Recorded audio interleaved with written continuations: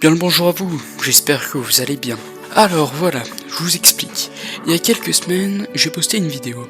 Sous les commentaires de cette vidéo, j'ai discuté avec quelqu'un qui m'a demandé à un moment donné de faire une vidéo sur un certain avion. Cet avion, comme vous avez pu le voir, parce que vous avez sans doute cliqué sur la vidéo pour arriver ici, c'est l'Arado AR-234 Blitz. Alors, cet avion, qu'est-ce que c'est ? C'est un avion allemand de la Seconde Guerre mondiale. Ça me semble important de commencer par là. Initialement, il était prévu comme un avion de reconnaissance, mais on verra ensuite qu'il deviendra un bombardier. Et c'est d'ailleurs plus souvent à son utilisation de bombardier qu'il est associé. Il est important de noter que c'est le premier avion de reconnaissance à réaction, et c'est également d'ailleurs le premier bombardier à réaction. Il était prévu que pour un seul membre d'équipage, et le pilote s'occupait de larguer les bombes et de faire la reconnaissance. Donc pour l'histoire, au début de 1941, le RLM, seul ministère de l'air allemande à cette époque, lance un appel d'offres pour la construction d'un appareil de reconnaissance avec des moteurs à réaction capables de voler sur 2150 km. Arado fut les seuls à répondre avec le projet E370 créé par Walter Bloom et Hans Rebeski. Pour réduire le poids, il décollait à l'aide d'un chariot qui se détachait et il atterrissait sur des patins. Un peu comme des atterrissages sur War Thunder sans train d'atterrissage. Bref. Le E370 ne pouvait voler que sur 2000 km, mais le RLM le toléra et commanda 2 prototypes qui tardèrent à être réalisés du fait des manques des moteurs Yumo 004. Si la structure de l'appareil était fin prête à la fin de l'année 1941, les moteurs n'arrivèrent qu'en février 1943, et encore, ils étaient pas assez fiables, du coup ils pouvaient pas voler, ils étaient obligés de laisser les avions au sol. Vous en conviendrez, c'est assez peu pratique pour un avion.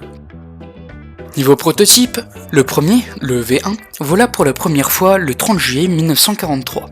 Pour faire simple, niveau moteur, tous les prototypes du V1 jusqu'au V9, sauf le V6 et le V8, utilisent 2 moteurs Yumo 004. Le V6 et le V8, eux, utilisent 4 moteurs BMW 003 avec des moteurs regroupés pour le V8 et des moteurs en nacelle individuelle pour le V6. Donc je vais vous faire un peu les différences entre les moteurs. Le Yumo 004.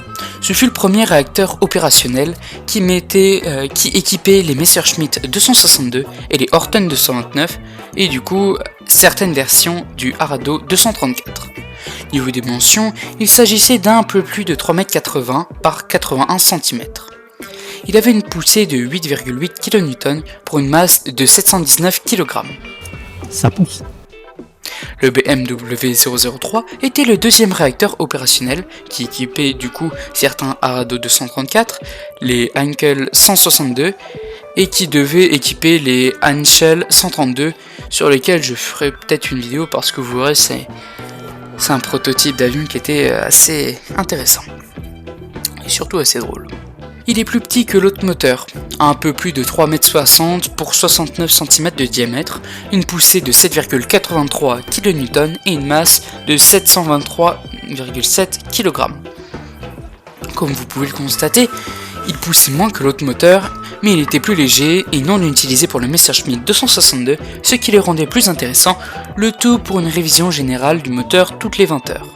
Le RLM perçut rapidement le potentiel de l'avion et demanda à Arado d'en faire un Schnellbomber, un bombardier rapide. Sauf que là, problème.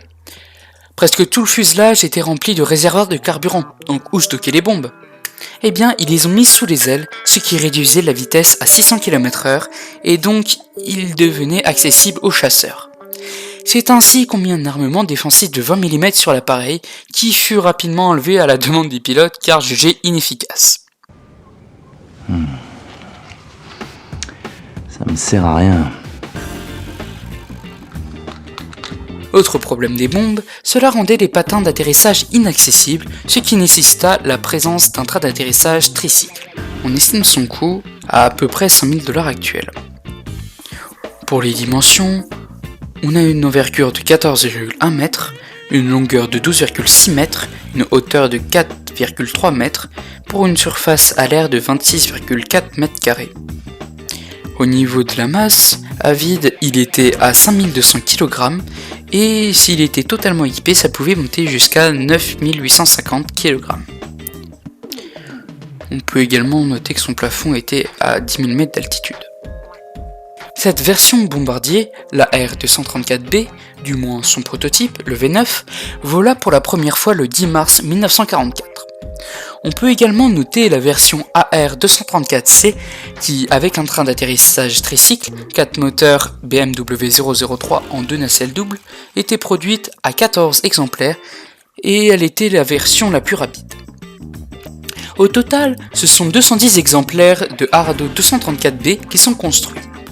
Bon, on peut aussi noter la tentative d'en faire un chasseur de nuit avec un radar et 2 canons de 20 mm, mais ils ont fait aucune victime.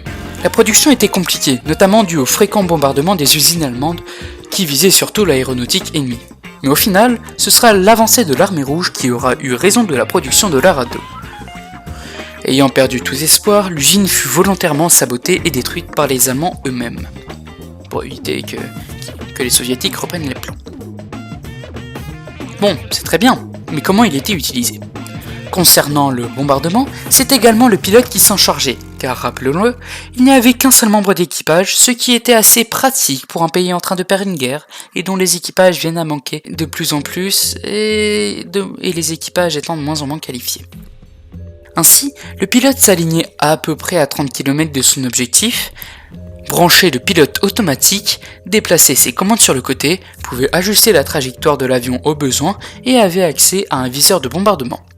Pour bombarder, il existait 3 méthodes. Le survol à basse altitude et dont le bombardement se faisait au GG, le piqué à partir de 5000 mètres d'altitude et le survol à haute altitude. Cet avion était considéré comme agréable à piloter, mais ses moteurs n'étaient pas fiables du tout. Le moteur s'éteignait après des manœuvres trop brusques, et pour les rallumer, il fallait être en dessous de 4000 mètres d'altitude et en dessous de 500 km/h, sinon on risquait l'incendie. Faut dire également qu'il consommait énormément de carburant. Une autre chose qui ne devait pas aider à la fiabilité des moteurs, c'est que lorsqu'il n'y avait plus les carburants nécessaires, on les faisait quand même voler, mais avec les mauvais. Et il est inutile de vous dire que c'est comme pour une voiture, il faut mettre le bon carburant pour éviter les problèmes. Les versions de série n'avaient pas de siège éjectable, contrairement à certains prototypes. Le pilote devait alors se glisser en dehors de l'appareil par un écoutille, ce qui convenait certes au précédent bombardier, mais pas du tout à cet avion. On peut également noter qu'il était le premier avion équipé d'un parachute pour freiner lors de son atterrissage. Ok, mais lors de quel événement il a été utilisé ? Eh bien, cet avion connut le terrain pour la première fois à partir du 2 août 1944 avec le V5 piloté par Erich Sommer au-dessus de la Normandie à 9000 mètres d'altitude et à 740 km/h, ce qui lui permit de ne pas se faire repérer. Il s'agissait d'une mission de reconnaissance. Le V5 sera bientôt rejoint par le V7 pour de la reconnaissance, mais à chaque fois, il rapportait des informations que les officiers de la Wehrmacht connaissaient déjà. Ils étaient en sous-nombre.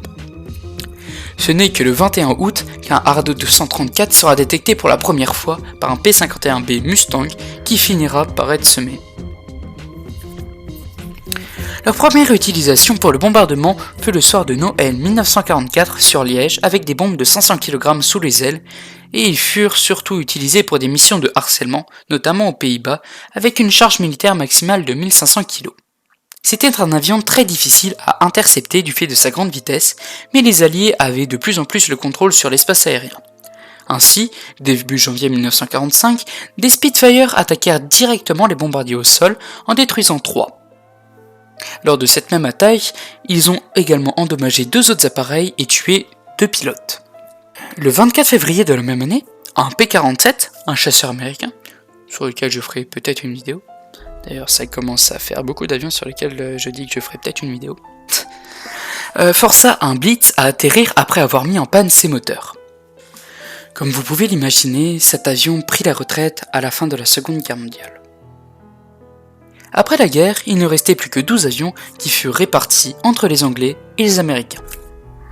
Erich Sommer, le premier pilote à avoir utilisé le Blitz en opération, adorait cet avion qui selon lui avait une efficacité extraordinaire pour la reconnaissance grâce à sa vitesse, ce qui lui permit de ne jamais être menacé par un ennemi. Enfin, ça c'est ce qu'il disait. De nos jours, il reste un exemplaire toujours entier, exposé au Smithsonian Institution's Air and Space Museum. Au final, avec le recul, c'est un appareil qui aurait pu être bien mieux développé, qui souffrait surtout du manque de temps du Troisième Reich et du manque d'expérience des pilotes qui se faisaient de plus en plus jeunes. Il souffrait également du manque de carburant adéquat. Il avait le potentiel pour devenir bien meilleur, mais heureusement, ça n'a pas été le cas. Et bien voilà, ça c'était une vidéo sur l'Arado 234 Blitz, j'espère que ça vous aura plu. Comme je le disais en début de vidéo, on m'a demandé de faire cette vidéo sur cet avion, et donc ça me fait assez plaisir qu'on me demande de faire des vidéos sur un appareil en particulier, donc n'hésitez vraiment pas à me demander un modèle en particulier, ça peut se faire comme vous pouvez le voir. Et bien voilà, c'est la fin de la vidéo.